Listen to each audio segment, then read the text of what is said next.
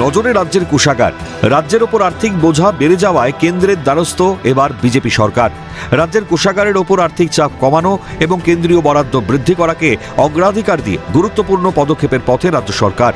নবান্ন সূত্রে খবর, সংসদের আসন্ন বাদল অধিবেশন চলাকালীন দিল্লিতে গিয়ে সংশ্লিষ্ট কেন্দ্রীয় মন্ত্রীদের সঙ্গে বৈঠক করার পরামর্শ দিয়েছেন মুখ্যমন্ত্রী শুভেন্দু অধিকারী।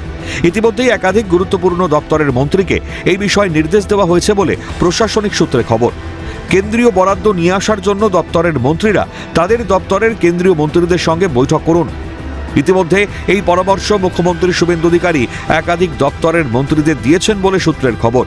পূর্বতন সরকারের আমলের ঋণের কিস্তি পরিশোধের চাপও বহন করতে হচ্ছে বর্তমান প্রশাসনকে। ফলে রাজ্যের আর্থিক ভারসাম্য বজায় রাখতে গিয়ে কেন্দ্রীয় বরাদ্দ বৃদ্ধি অত্যন্ত গুরুত্বপূর্ণ হয়ে উঠেছে। এই কারণেই বাদল অধিবেশনের সময় দিল্লিতে গিয়ে কেন্দ্রীয় মন্ত্রীদের সঙ্গে সরাসরি আলোচনা করার ওপর জোর দিচ্ছেন মুখ্যমন্ত্রী। বাংলার বাড়ির জন্য 1920 কোটি টাকা রাজ্যের কোষাগার থেকে খরচ হচ্ছে। প্রধানমন্ত্রী গ্রামীণ আবাস যোজনার আওতায় এটিকে নিয়ে এসে বা কেন্দ্র 1 বছরের জন্য যাতে ছাড় দেয় তার আবেদন জানিয়ে রাজ্য এবার চিঠি লিখছে কেন্দ্রকে। প্রসঙ্গত, প্রধানমন্ত্রী গ্রামীণ আবাস যোজনা তৃণমূল কংগ্রেস সরকারের সময় দুর্নীতির অভিযোগে টাকা দেওয়া বন্ধ করে দেওয়া হয়।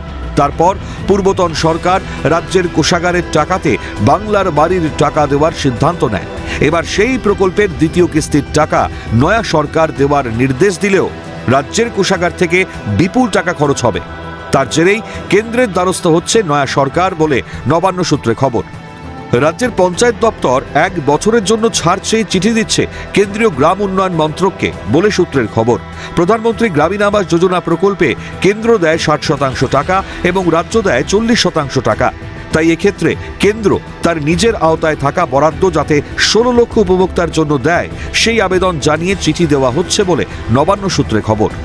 প্রসঙ্গত, রাজ্যে বিজেপি সরকার গঠনের 1 মাসের মধ্যেই বিধানসভায় পূর্ণাঙ্গ বাজেট পেশ করেছেন অর্থমন্ত্রী Swapan Dasgupta.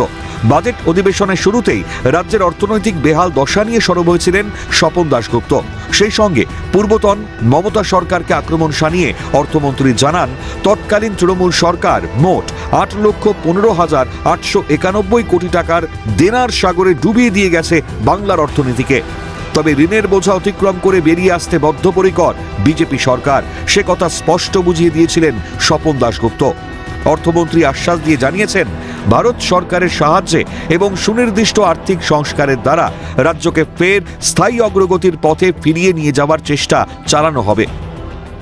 Our government has inherited a massive debt of 8,15,891 crore as a legacy. This is a potentially crippling debt.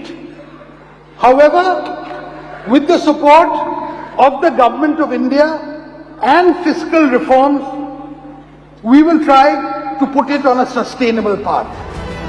ফলে রাজ্যের প্রাপ্য অর্থ দ্রুত আদায় করা এবং নতুন প্রকল্পের জন্য অতিরিক্ত আর্থিক সহায়তা নিশ্চিত করাই এখন সরকারের লক্ষ্য। প্রশাসনিক মহলের মতে বর্তমানে রাজ্যে একাধিক সামাজিক কল্যাণমূলক প্রকল্প চালু রয়েছে। অন্নপূর্ণা ভাণ্ডার, মহিলাদের সরকারি বাসে বিনামূল্যে যাতায়াত সহ বিভিন্ন জনমুখী প্রকল্পে রাজ্যের বিপুল অর্থ ব্যয় হচ্ছে। সরকারের আশা, এই উদ্যোগের ফলে বিভিন্ন দপ্তরের দীর্ঘদিনের আর্থিক দাবি মেটানোর পাশাপাশি নতুন প্রকল্পের জন্য কেন্দ্রের সহায়তা পাওয়ার পথ আরও সুগম হবে। সায়ন্তন ভট্টাচার্য, ক্যালকাটা নিউজ।